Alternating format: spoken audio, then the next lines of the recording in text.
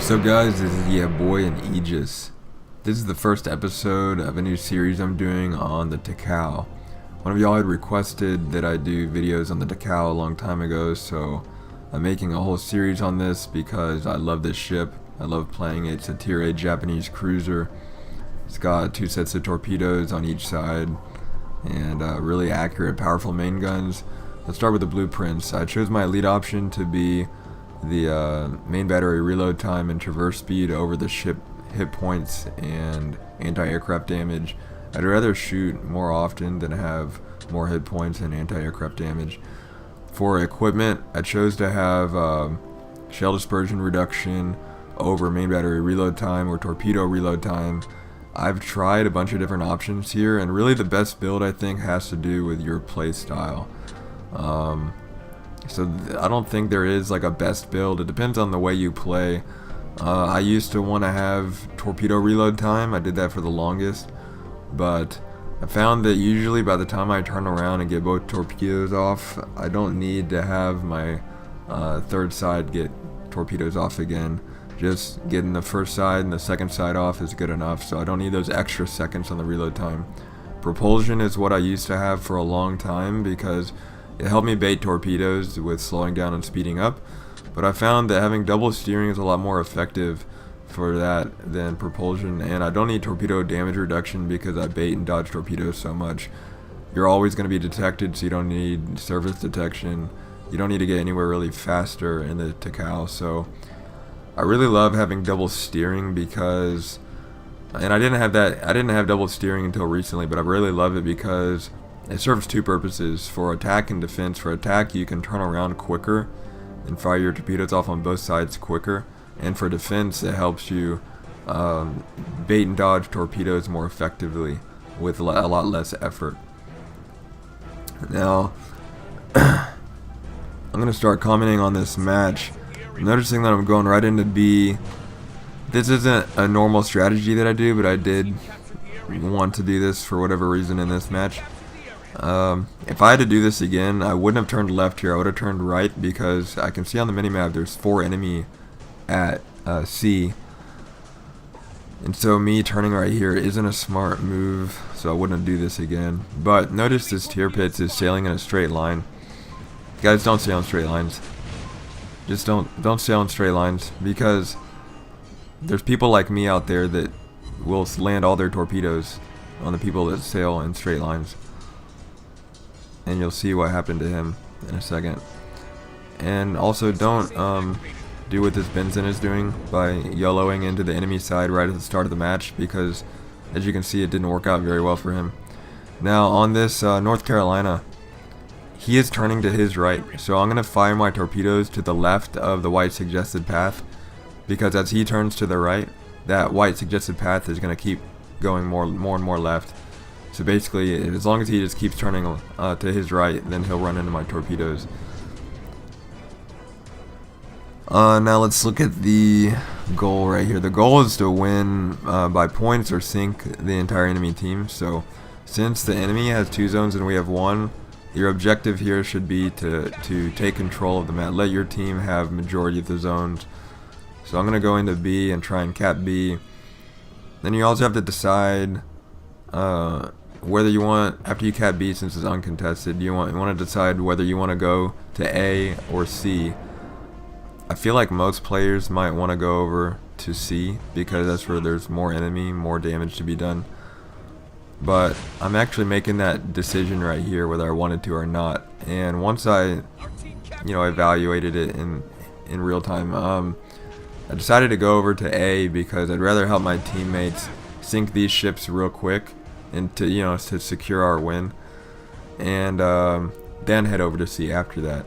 So I'm choosing not to focus on damage right here. I'm choosing to be a team player, help them sink these guys really quick, then we can go get more damage over at C. Now here in a second, after this ship's sunk, I want you to take note of the way that I send my torpedoes at the Benson on my right. I'm going to send one set of torpedoes a little bit ahead of the white line and the other set a little bit behind, but to where they overlap a little bit. That way if the Benson turns left or right, he's still going to get hit by those torpedoes unless he does some kind of like crazy maneuvering where he slows down real quick and then turns, and but he didn't do that, so he just runs right into him. So notice how quick we took out those two enemies over here, because there's 4 of us at A. That just helps you secure the win when you go help out your teammates, rather than trying to focus on damage. Now there's going to be a tier pits on my right, and I'm going to try and my first thought is to torpedo him, but I realized that like my torpedoes right here have a long reload time, so I'm actually going to turn left a little bit. I like hinted to the left, and that makes him think I'm going left. Now I'm just going to straight up go right, just change direction, go toward him to dodge those torpedoes. Notice how close I am to him, so you can expect those torpedoes are coming. Okay, so always just whenever you can expect the torpedoes that are coming, they probably are, so just turn right and you're gonna dodge them just like this very easily. They're not even close. So that's what happens. You're not baiting that. Well, I kind of baited a little bit by turning left a little bit, kind of like a little hint, but then I turned right, so it was like a tiny almost bait, and then I dodged them because I knew they were coming. Now I don't think that in this video, I don't think in this particular match I have double steering enabled. I didn't have double steering equipped until just recently. This match was many weeks ago, and I just decided to stick with double steering like maybe a week ago or so, maybe 2 weeks, but this match is definitely over 3 weeks old, so I don't think that I had the double steering enabled right here. But you can just imagine if I had the double steering, all this baiting and turning around to fire torps on the other side would happen so much quicker. You'd be much more effective at dodging and baiting, way more effective at attacking enemy ships the quicker you can turn around.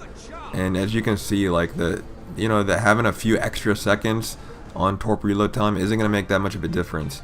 Neither is a few extra seconds on main battery reload time. Now, for whatever reason, I stayed on this victory screen for over 40 seconds. So here in a second, I'm gonna fast forward the clip, skip forward a little bit. These next 2 matches are actually back to back, and you can just keep an eye on my my silver and my free XP amount to verify that they're back to back. But yeah, I spent like a lot of time in the waiting room right there, so I fast forwarded again. And at the beginning of this match, I'm gonna fast forward one more time right here just to jump into the action. This is the beginning of the match. There's an enemy Kagero over here, tier 8 Japanese destroyer, so I'm going to send some torpedoes his way and fire some main guns at him. I'm not going to send both sets of torps because I might need them. So one set's just like a little warning shot. If they hit, cool. If they don't, cool. It's whatever. Just going to kind of keep him away as a little warning as I try and cap B. I like to play aggressive like this. And that Kagero did... I could tell he wasn't going to come in and attack. He was going the other way, so I just gave up on him, decided to target this North Carolina instead. There's going to be a Sims that pops up. It sneaks up on me on my left right here. Wasn't expecting that. Notice right when he's detected, slow down, turn left. Just go the other way. You know those torps are coming. He wants to take me out. He wants it. He's going to send all his torps. He's not expecting this right here. And they missed by a long shot. That is why... right when, I've said in other videos, right when you detect the enemy, they've detected you, start turning the other way. Start dodging those torpedoes that you know are coming. Now, this is also why it's good to know your enemy, because I mentioned in the 5,000 match review video, it's good to know your enemy. It's good to know how to play their ships. You can know what they're going to do and know what to expect. I knew this Sims is out of torpedoes, so that's why I'm comfortably approaching. I didn't like just turn around and go the other way. No, I'm still staying on path.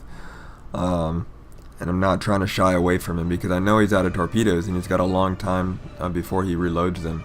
And that's why he's fleeing as well. So if you know your enemy and you know how to play their ship, you have, you're better off at knowing when you need to start baiting again, when you can play aggressive and when you can't. Now on this Lexington, I didn't want to fire all my torps at that Sims because my goal here is the Lexington. They're taken out really easily. And here in a second I'm going to switch from HE rounds to AP rounds. That's high explosive, switching to armor penetration. And then this Benzin sneaks up and like ruins my parade on this carrier. So I'm activating precise aim, draw an imaginary line from the back of the ship to the front, and then fire a little bit ahead of the ship along that imaginary line. That's how you fire at a ship that's coming right at you, and they're not showing their broadside like that Benzin. Just follow that imaginary line. You want to draw it from the back to the front of the ship, and then aim at that imaginary line a little bit in front of the ship.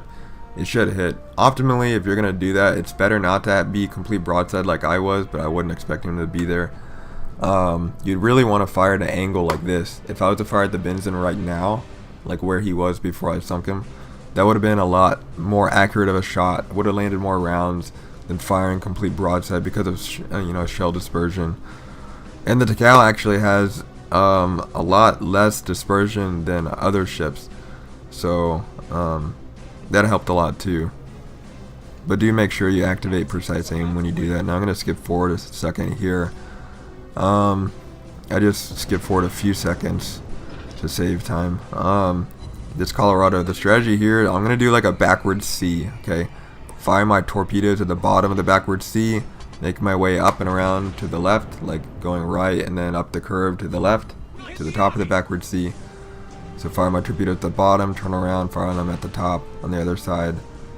And what's nice about this strategy, doing a backward C, is that you know that Colorado is going to be, like, he's done. Once I get my other side torpedoes off, he's done.